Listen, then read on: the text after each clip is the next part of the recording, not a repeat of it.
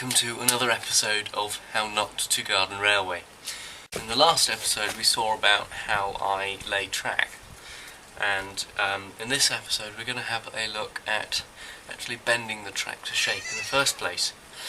Now, this corner that I'm sitting in right now is a bit of a tricky corner because we need to connect up the railway from this side where we left it last time to this side so it goes into the shed. And to do that we've got a very tricky curve that needs to be formed up. But not only that, but the parents have said that the railway cannot be here permanently, so I need to find some way of bending up some curves which then can be lifted up after running.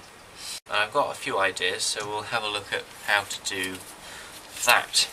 So the first thing we can do is use set track. Now this is MHLR set track, just to rough out where we think that the line should run. And this really will help us when we come to actually bending the peco track and just getting a feel for it. So let's have a little look.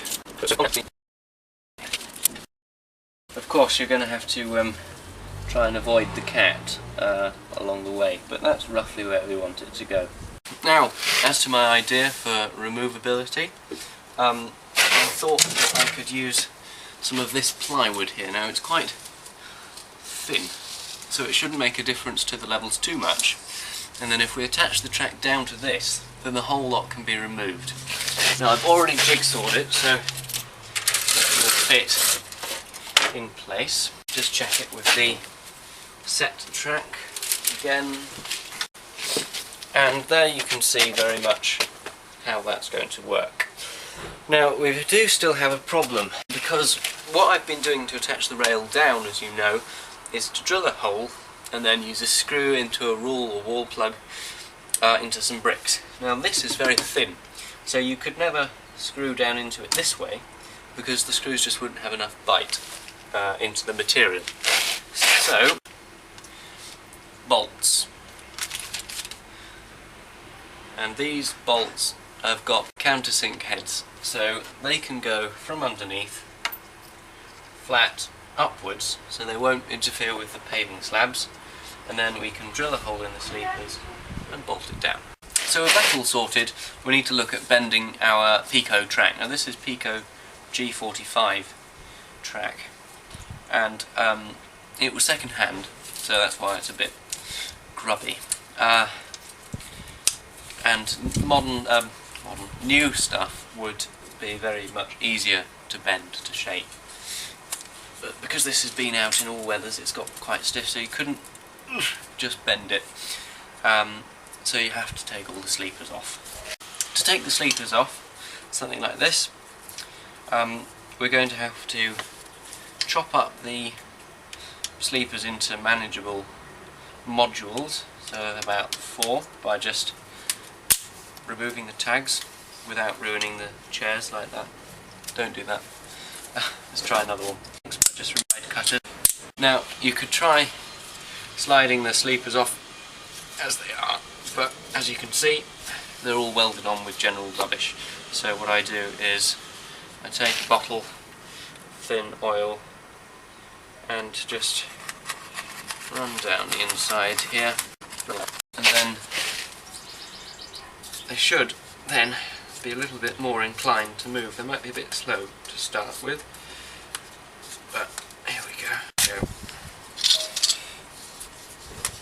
And while I'm doing this, you could watch this. In the summer of 2007, I started the construction of the Morland and Helford Light Railway by digging out and levelling a plot of land at the bottom of the garden, using a mini digger I had borrowed off the builders. This enabled me to construct an oval circuit at a raised height to take full advantage of the Helford Valley behind it. This was completed in the spring 2008. In 2009, I started work on an extension that consisted of an extra loop going up to a second larger pond further up the garden. After a season of running trains on the railway, this enabled me to find all the problems with the line itself, and in 2010 the last major change was made to the railway. The most enjoyable part of owning a garden railway to me was being able to invite friends and 60 Mill Association members to come and run on your line. This allows you to see how other locomotives and rolling stock handle your railway, and also provides constructive criticism. Sadly, with the call of university beckoning, this meant that the MHLR had to be dismantled for a move up to North Shropshire.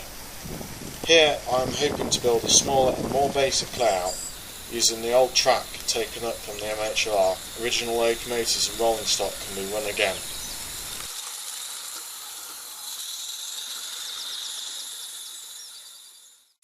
Right, so now we've got our rails and a pile of sleepers, and it doesn't matter what order the sleepers go back on. Now we've got our rails off, we can start to bend them to shape, and using our set track as a guide, I just do it by hand, like this, very carefully along here. Remember, any fine adjustment can be done on the board itself.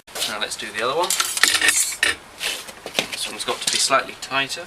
It's on the inside of the curve. Of course you can get a rail bender, but they're quite expensive. And there are hundreds of ways to bend rail. Probably people will be telling me that I'm doing it completely wrong, and I probably am. But it seems to have worked for me, so I shall continue. So now we've got our pre-bent rail, let's slot the sleepers back on into place.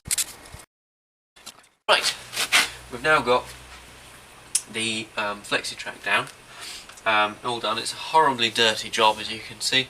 This curve down here has been bent into the S-bend, and it's just the same process, but you stop halfway and start bending the other way, obviously. Now we've got to sort out the rail joints, and if Daisy would like to move, we can have a look at that one over there. We need to cut across there. Let's just put our nail there, and with the saw, careful of the cat's tail, check again, and just go for it. Right, so now that the rails are lined, let's just get some fish plates, running a bit low on the old fish plates there, again second-hand fish plates, and just try it. And so, after much filing and sawing and getting all the joints to fit up correctly, we've now got our track in place. So all that remains to do for this section is to test it with the longest vehicle, and your highest vehicle, the whole train. So that's all fine. Now, using a suitably sized drill bit, we're going to drill through the sleepers and then a little way down into the board, but not too far, so we don't mark the paving slabs. So I've got 9 of these bolts, so let's choose some strategic points. Right, now we take the track off, then we find all our holes and we just drill them through. And oh no, wait, hang on, I have got a countersink, so we'll use a countersink.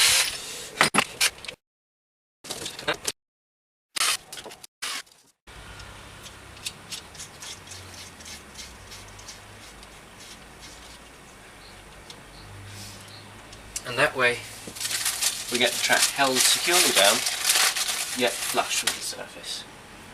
So we've got the track now bolted down, and we're just going to use a small chunk of wood just to join the two parts together. And with all that done, the last thing that remains to do is just to cut off the top of these bolts.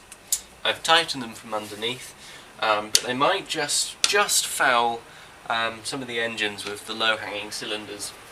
So we'll just cut off the ends. Now the nuts must be fully on, so that then when you undo them, the thread will be sorted out again. Just take a little pair of pliers and cut them off at rail height.